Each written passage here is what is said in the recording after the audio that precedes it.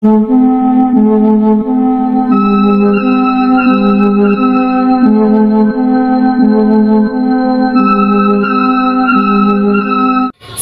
mencatat bahwa Panembahan Senopati dan Nyi Roro Kidul mempunyai peran besar dalam sejarah kerajaan Mataram Islam. Mereka ini memiliki kisah cinta yang penuh dengan liku-liku, romansa, dan keajaiban.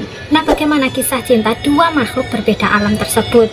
Dalam video kali ini kita akan membahas tuntas tentang kisah asmara mereka. So, pastikan kalian semua menyimak videonya sampai selesai ya guys. Check it out.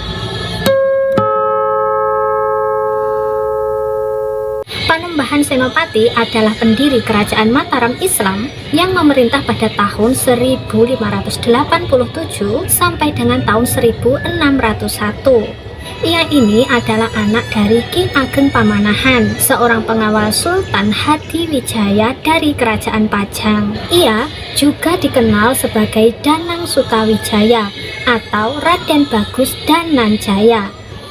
Ia ini sukses membebaskan Mataram dari Kerajaan Pajang dan berhasil mengembangkan wilayahnya hingga meliputi sebagian besar Jawa Tengah dan Jawa Timur. Panembahan Senopati juga terkenal sebagai raja yang memiliki ilmu gaib dan kesaktian yang sangat luar biasa berkat bimbingan para wali dan hubungannya dengan Nyai Roro Kidul. Nyai Roro Kidul sendiri adalah Ratu Laut Selatan yang sangat cantik rupawan. Ia adalah penguasa roh-roh laut yang tinggal di Samudra Kidul atau Samudra Hindia. Ia juga dikenal sebagai Dewi Kandita, putri dari Prabu Siliwangi, Raja Pajajaran, yang terkena kutukan sehingga kulitnya menjadi busuk dan kemudian ia ini lari ke laut. Kisah cinta Panembahan Senopati dan Nyi Roro Kidul ini bermula ketika Panembahan Senopati ini sedang berburu di hutan Samigaluh. Ia melihat seekor rusa yang cantik dan mengejarnya sampai ke pinggir pantai selatan. Di sana, ia bertemu dengan Nyai Roro Kidul yang sebenarnya adalah rupa rusa tersebut. Nyai Roro Kidul terpikat dengan ketampanan dan kegagahan Panembahan Senopati. Ia pun lalu mengundangnya ke istana di dasar laut untuk menjadi suaminya.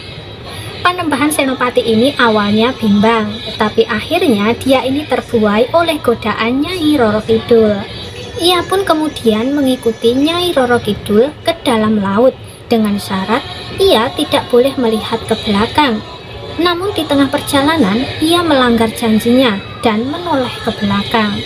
Ia terkejut karena ia ini melihat bahwa rusa yang dia kejar tadi ternyata adalah jelmaan Nyai Roro Kidul. Akibatnya, Panembahan Senopati ini tidak dapat sampai ke istana Nyi Roro Kidul. Ia pun terlempar ke pantai dan pingsan. Ketika ia sadar, ia melihat sebuah batu besar berwarna putih bersih di dekatnya. Batu itu merupakan hadiah dari Nyi Roro Kidul sebagai tanda cinta dan maafnya. Panembahan Senopati pun akhirnya membawa batu tersebut ke kota gede, yaitu ibu kota kerajaan Mataram saat itu. Ia kemudian meletakkan batu tersebut di halaman istananya dan menjadikannya tempat bermeditasi dan memohon petunjuk dari Tuhan. Dengan bantuan batu itu, Panembahan Senopati mampu mengatasi berbagai masalah dan tantangan yang dihadapi Mataram.